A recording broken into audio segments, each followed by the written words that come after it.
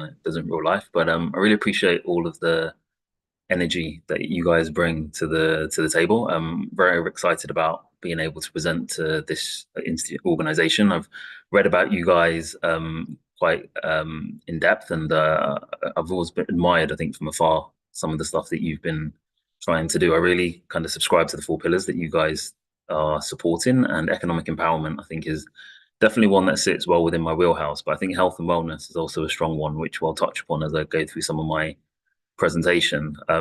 Very much want to say thank you to Simon. I found his comments actually really insightful, and I'm going to touch upon some similar themes in terms of the intersectionality of health and wealth, and thinking about some of the, shall we say, non-obvious ways in which some of the interrelations can happen. So what I'm going to do, I'm going to try and share my screen so we can go through a bit of a slideshow. I'm hoping this works, but if it doesn't, Richie, you let me know. So this is the Yep. 1 second. So hopefully you guys can see that. All right. Yeah, we can see it. We can Yeah, see I'm it, gonna go and Tony. make it full We screen, can so see I'm it. not gonna be able to see everything because Tony. but you guys can see it. It's all clear. It's all good, Tony. Okay, fantastic. So listen, I mean, I've given quite a lot of thought to trying to make this as engaging and as useful as possible. So I've gonna go through a whistle stop tour of more concepts and ideas I've been thinking about for what would be most appropriate for this audience. Just so you know, I kind of speak with two hats here. One, Chief Vision Officer for Prosperfy, which I'll talk to you a bit more about as we go through the presentation, but also Black Property Network was started, I think, 7 years ago by myself and my wife. It had quite a lot of traction, I think, pre-pandemic. We pivoted to online, and then it's kind of been a bit quiet in the background, but it's also something that gives us quite interesting inroads into thinking about diversity and economic empowerment.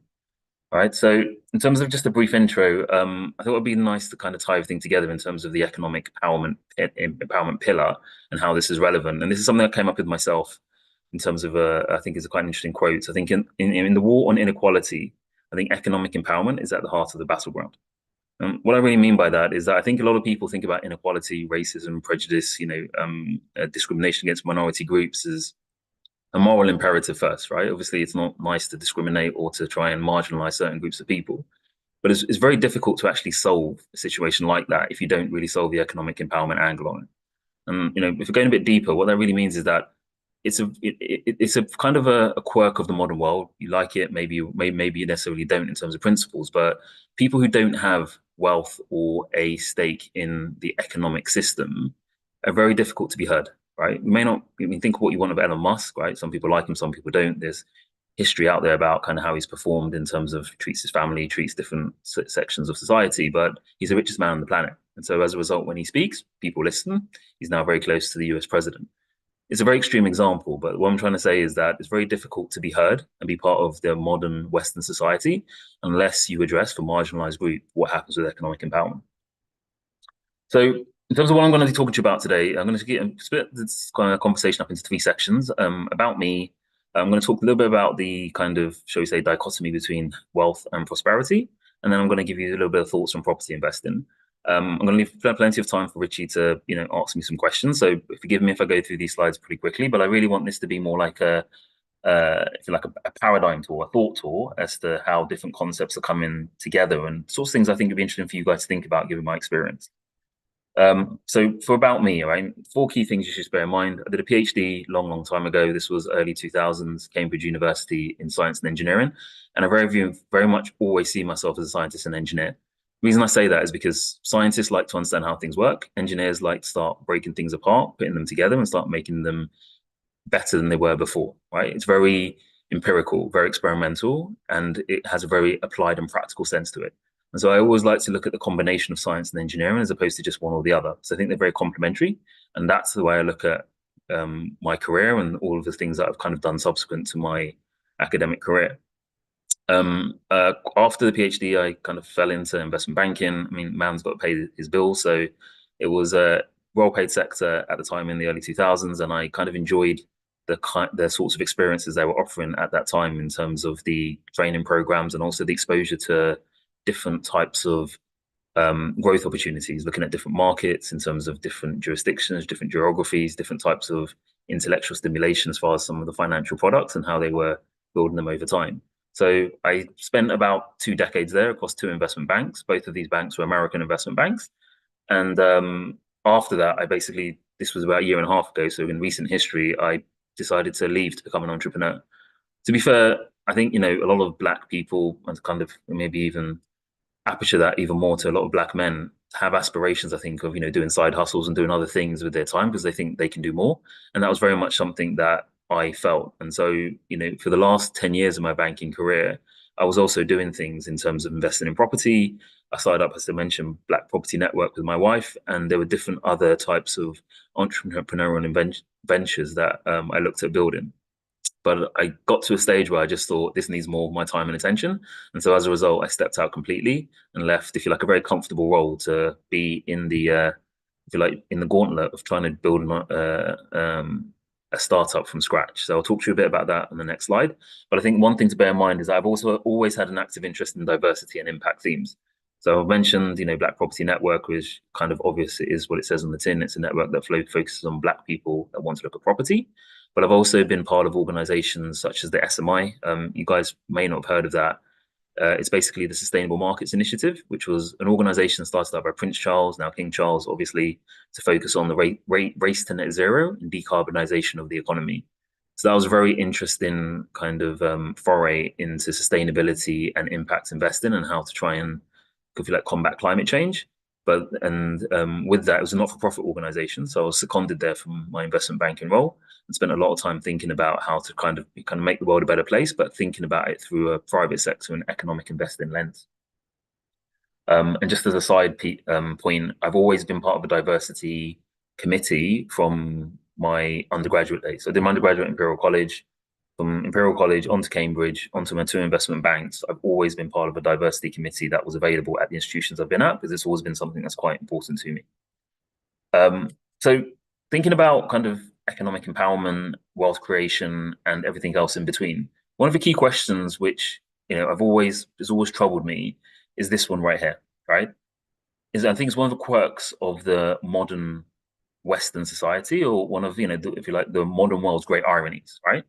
If money is so important, why are we generally taught so little about how it works, right?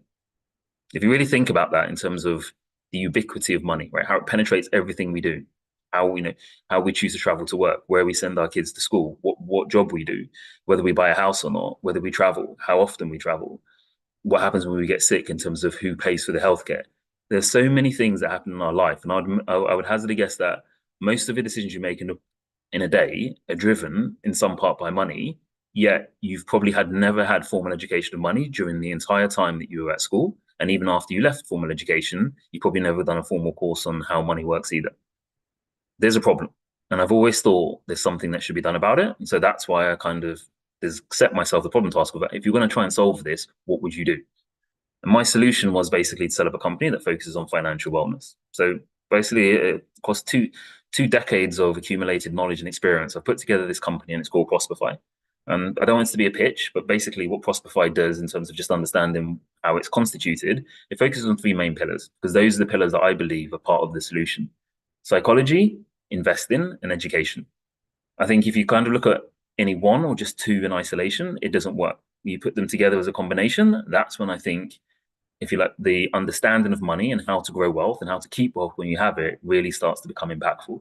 And when it comes to investing, I very much focus on real estate because I'm very passionate about that as an unlocker to other things as well. But in and of itself, even if you don't do other things, real estate is actually a great wealth accumulation machine. But the key quote here is that complex real world problems can seldom be solved by a single solution.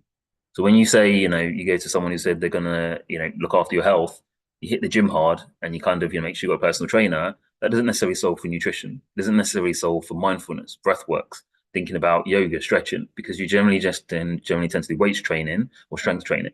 The whole point is that if you want to kind of be the best version of yourself from a physical perspective, there's so many things you've got to be thinking about other than just one single solution.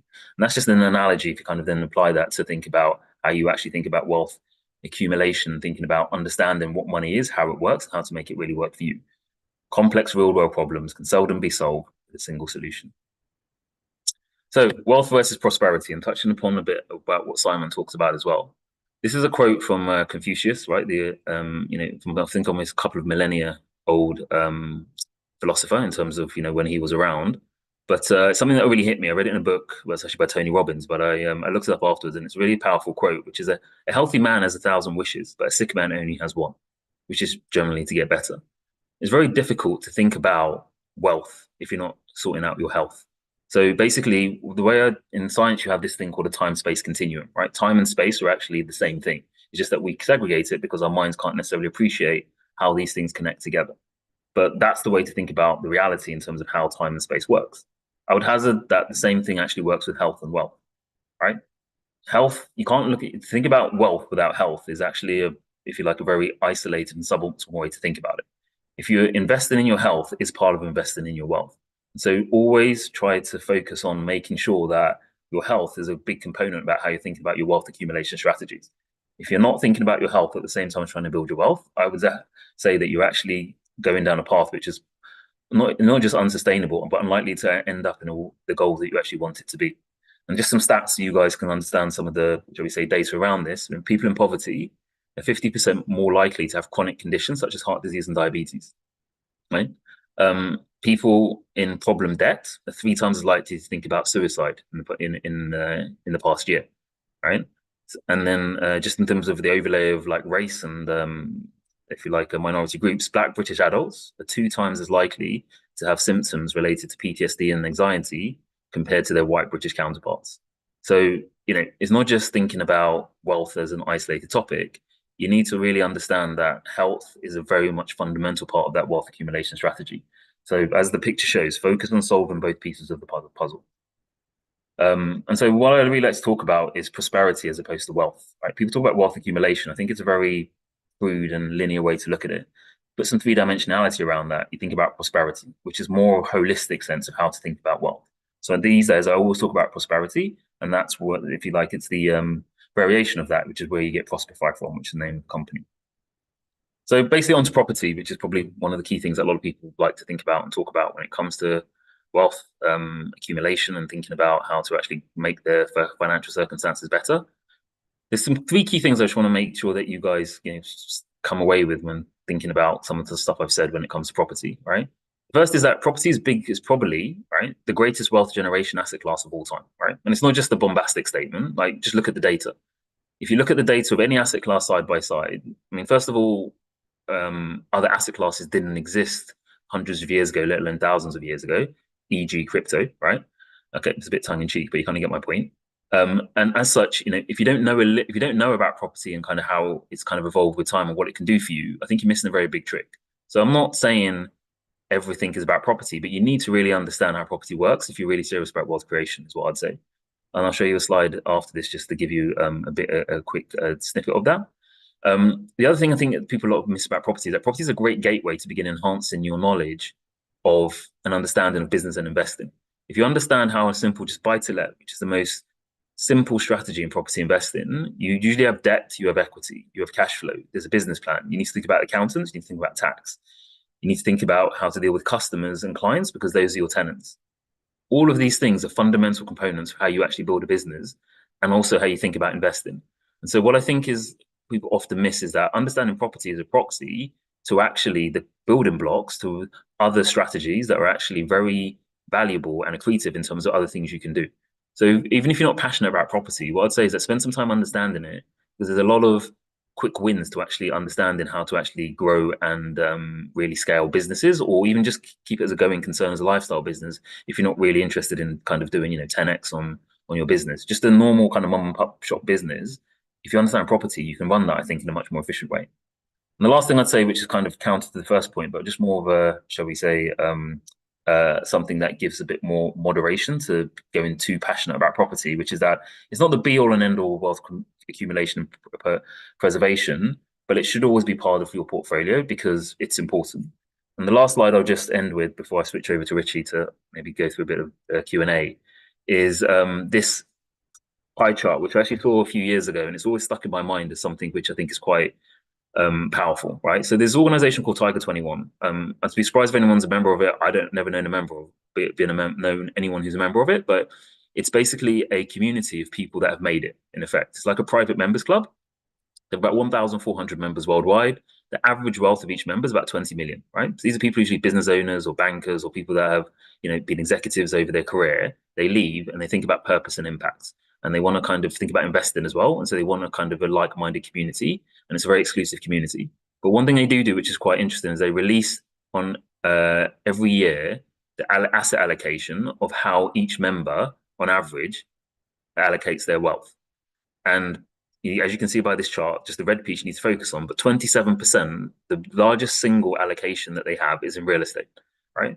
And the other thing which is quite interesting is that both real estate and private equity, these are private markets. You can't really get access to it very easily, but 50% of the wealthiest people usually, so 50% of the wealth of the wealthiest people is usually in private markets, which is generally quite hard to get access to.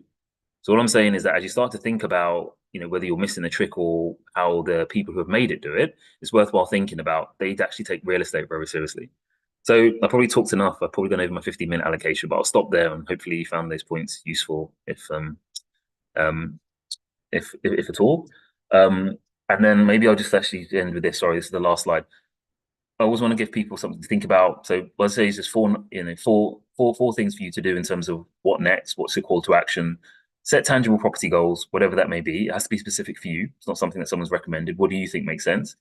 Educate yourself is probably the biggest point. Books, podcasts, YouTube, just educate yourself. Get experience if you can. I think it's one of the most biggest parts of making the transition to being someone who's knowledgeable, someone who's successful. And then contact me if you think I can help. My email address is there, tony@prosperfy.co.uk. That's me done, Richie. Thank you very much, Tony. 15 minutes not enough, I guess. Such good stuff. I think both topics. I think you, Simon and yourself. I think just following on onto that. I think it's been very, very empowering, and there's no accident that both of you have actually alluded to the fact in the case of the interrelationship of health and wealth. There's always so much talk about wealth, generational wealth, right? But what's not spoken of enough, I think, is generational health, because that is pretty much the backbone. I think that is the foundation on which true wealth is actually built. So I think we need to go deeper on that in that particular area. I think so. Yeah. And Tony, just to sort of like get back to that. Oh, by the way, again, if anybody got any questions, please you can just put them in chat. I'll have a look in there. But Tony, just to get started, in terms of the strategies, I think there's a lot of value just brought out there.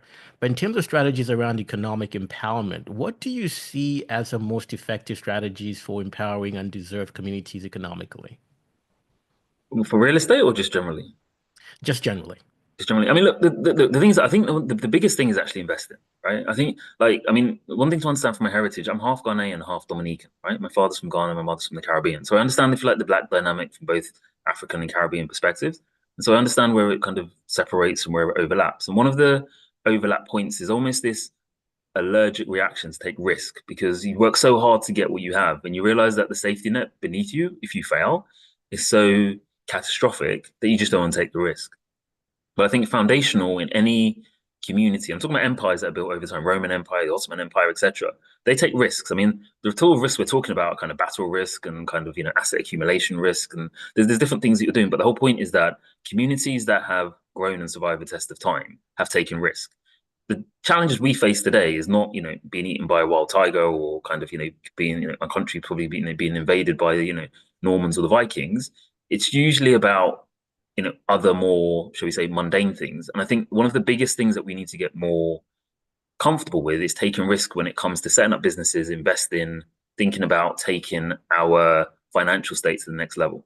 And some of it is psychological, some of it is cultural, some of it is the barriers in the system, right? You think about financial inclusion, all of these things. It's a lot harder for Black people to get loans traditionally than it is for their white counterparts. But what I'm saying is that, you need to understand where the battle lines are drawn and then figure out what you're going to do about it. And so I think the one single thing people need to be more cognizant of is how to invest. Whether they invest or not, I think, is different, because I think once you know how to invest, you can teach your children, you can take small steps to maybe have a portion of your disposable income into investing. But I think the first step is actually, understanding how to invest. That's a good one. I think, and just to follow up on that, because yeah, in the case of understanding investing, because we live in this microwave society, right, where we want everything now. But how do you balance the short-term relief with, say, long-term economic sustainability in your programs? So, Yeah. So I mean, look, the thing is, I mean, it's always a bit of a jarring question, right? Short term yeah, versus long term. Because the thing is, if you, I mean, one of the big principles about investing is that you got to think long term, right? Short term is it tends to be quite synonymous with get rich quick schemes, right? Which we yeah, all know kind of has bad connotations around it. But the point is that you can't get away from the get the short term mentality or the short term need for people just to be able to pay their bills, have a bit of a lifestyle that means they're not just working so living to work, and also starting to enjoy a bit more about what it is that they think that their sense of purpose is in life. And so I think that the way that I generally tend to balance it is that you kind of do an allocation on both, right? It's not an, I think too many people look at it as a mutually exclusive item. You're either looking at short term or you're looking at long term. Think about your income or your financial situation as kind of that of a company, right? You are the CEO of your own company, and you get money every week, every month, or whatever, every period from the tasks that you do. When it comes in, how do you then allocate that to make sure that company, i.e., you, is the most successful version of what it can be with time? And what we have to think about is that the short-term needs that you have to meet, but you also have to, you can't do that at the expense of also at sacrificing what the long-term potential is of where that capital can go. So I think it's just a question of allocation, right? I think there's this, especially in this society we live in today with Instagram and TikTok and some of these things on YouTube, even in LinkedIn, instant gratification. Everyone seems to be like making it. There's this view that if you're not making it now, you're a failure. You've done something wrong. You're missing something. I think inherent in happiness and actually growth is sacrifice. And so the way you look at the money in your account accumulating over time is the accumulation of your sacrifice, right? And the more you sacrifice, the more that accumulation happens, which means that you're allowed to do that. You're allowed to do more with that later. Now, the reason why that I think becomes a bit deeper is because if you invest in, I think, in a very sensible way, the accumulation of that capital compounds. And so it's not linear, right? It's not every time you put in, £100 every month, and at the end of the year you have 1,200. If it's compounding and investing in a way that it should be, that £100 a month should be worth 1,500, £2,000 after a year. So the whole point is that it's the fundamental concept of leverage, right? The money, the little you have has to be leveraged, not necessarily taking debt out, which is generally one of the ways it means, but leveraged in such a way that it's being used to achieve more than just you kind of living in a hand to mouth basis. So whatever you're sacrificing in order to keep that money, you've got to then think about how that money kind of takes you to the next level of where you need to be.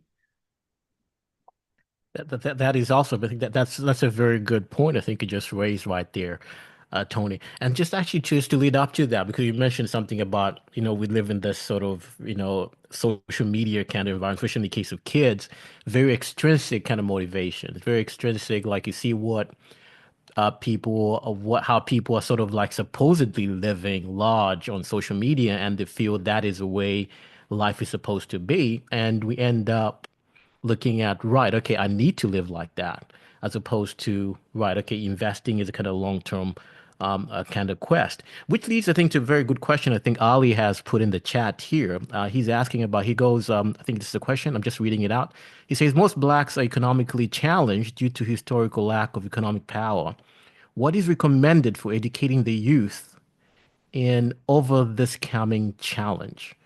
So I think again, it kind of leads into maybe uh, to actually what you talked about, I think earlier in the case of Yeah, the youth, really, because they're mostly, I think, impacted with what's going on. I think yeah, social media now.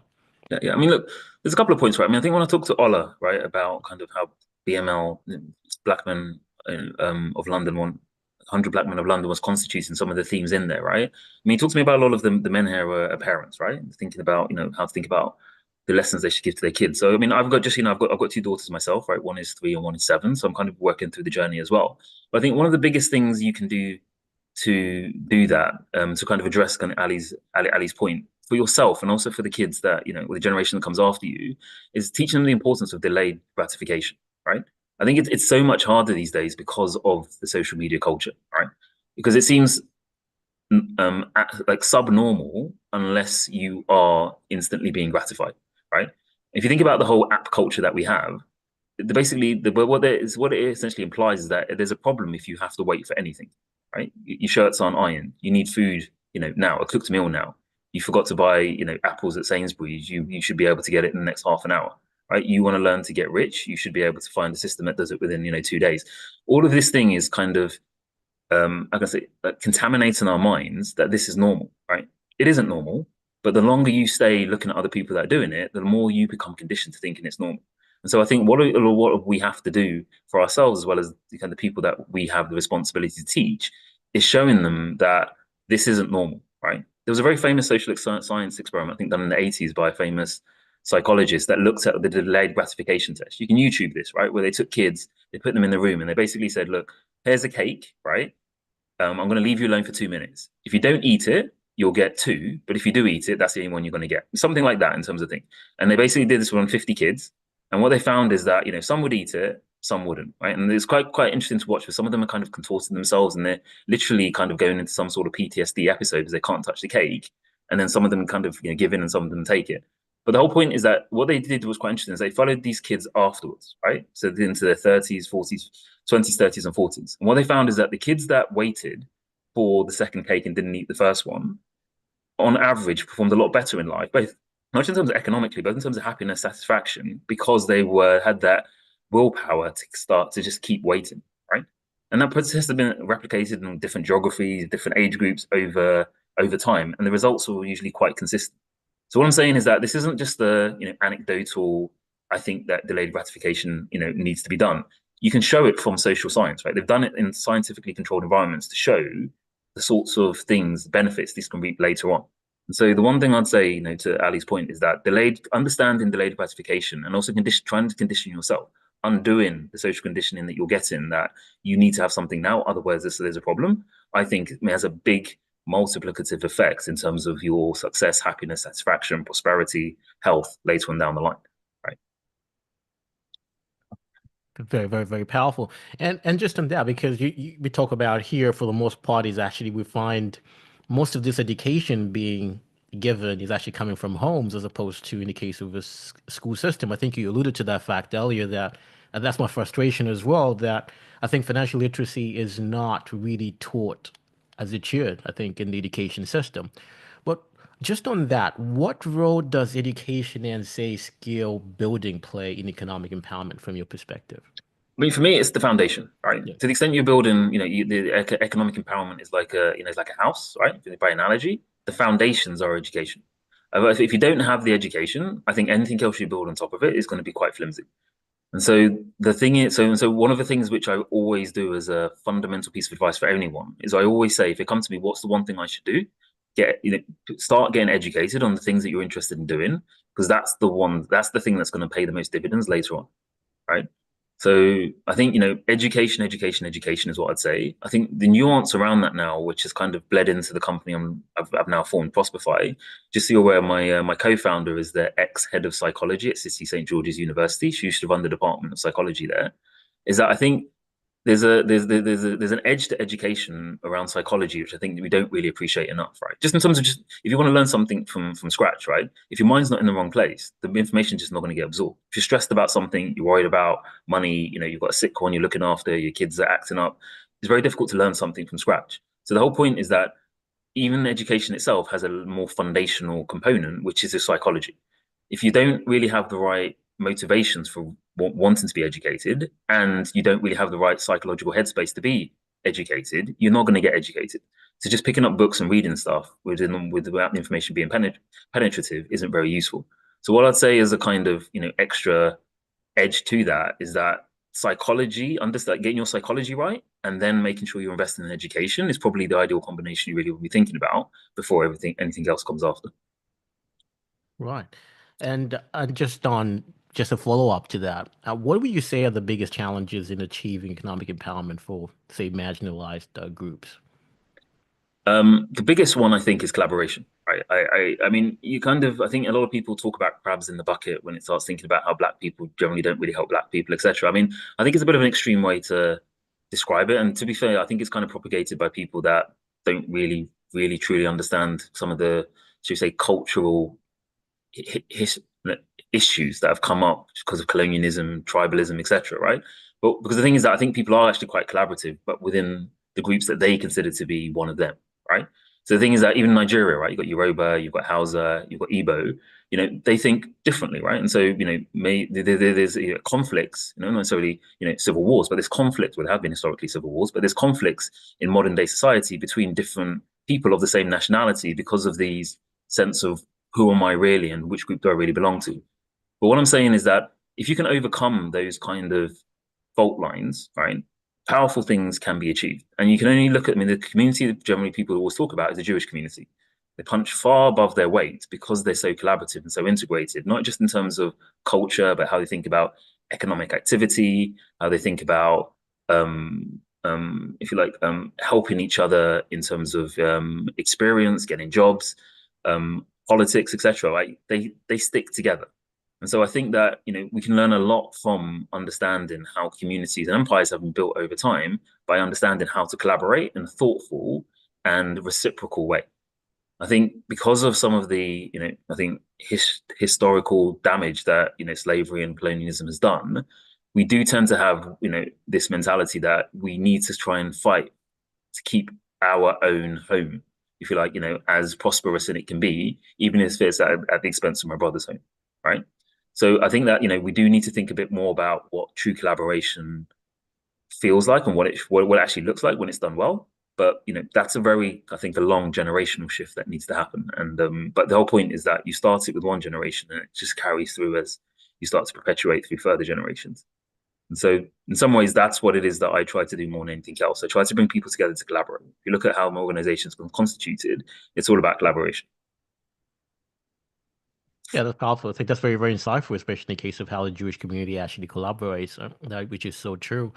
And just to finish off, I think, Tony, what role would you say does access to finance, like say microloans or investments, play in the process? Look, I think it's really, really important, right? The FCA, right, the Financial Conduct Authority, which is kind of in charge of, shall we say, regulating the retail space, right, within retail economic space within the UK. They recently, I think, as of 2 months ago, basically put financial inclusion under their mandate. And what that really means is that things like trying to get loans, making sure people have a bank account, people have access to like digital solutions when it comes to thinking about their financial situation, it needs to be more inclusive. And the reason they've brought this under their mandate is because they realize that it does create these inequality and structural issues that then perpetuate in social problems later on. And so, in answer to your question, it's a very important part of the journey. Right? It's essential, I think, to the building blocks one needs to get to where one needs to go.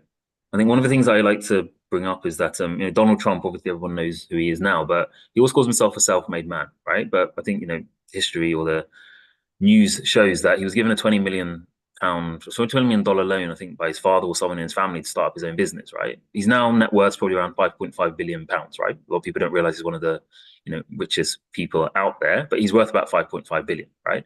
But he turned in effect, you could argue 20 million to 5.5 billion. That's a 300x return on the initial 20. But the whole point is that he had 20 and he turned into something else. He didn't start from zero. And in some ways, that's what I think people need to understand about the lesson of those kind of stories, right?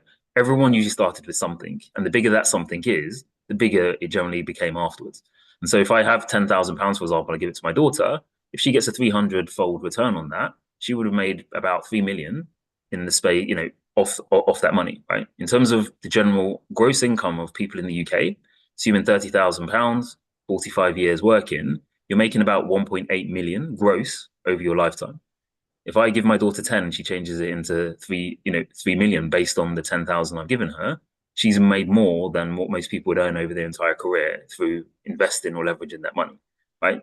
Point is, she needs to start with something. She did the Donald Trump type growth story, but she managed to get it into something that was worthwhile. She would have needed something. And so the words kind of really conclude on is that you need to have something to be able to build into something great. And the point is that when you don't have that, it's very difficult to actually achieve stuff. So one of the big gating items is how you actually enhance or enable financial inclusion, because that is how the building blocks come together to actually create true financial independence, financial freedom, whatever people call it these days. Love that. And on that note, Tony, thank you very much. Again, we could go on for hours once again. I think we need to extend this. Yeah. Yeah, but yeah, thank you very much, Tony, Simon, for such a wonderful case of value. I think brought this evening. And I guess I think we've overrun a little bit, but I think the listeners and the viewers have had so much value. I don't think they would mind. I think an extra 7 minutes past time. Yeah, we thank you for everybody that has joined us. This has been Time to Talk T4 Thursday. Thank you very much, and thank you for joining us. Thank you, Richie, for moderating. I think you did a great job. And I just want to say, just if anyone wants to reach out to me to have a conversation or think about joining the journey that I'm building at Prosperify, I'd love to hear from you. Absolutely. Simon, have you got any contact details if people want to get in touch with you? By the way, I should have asked that.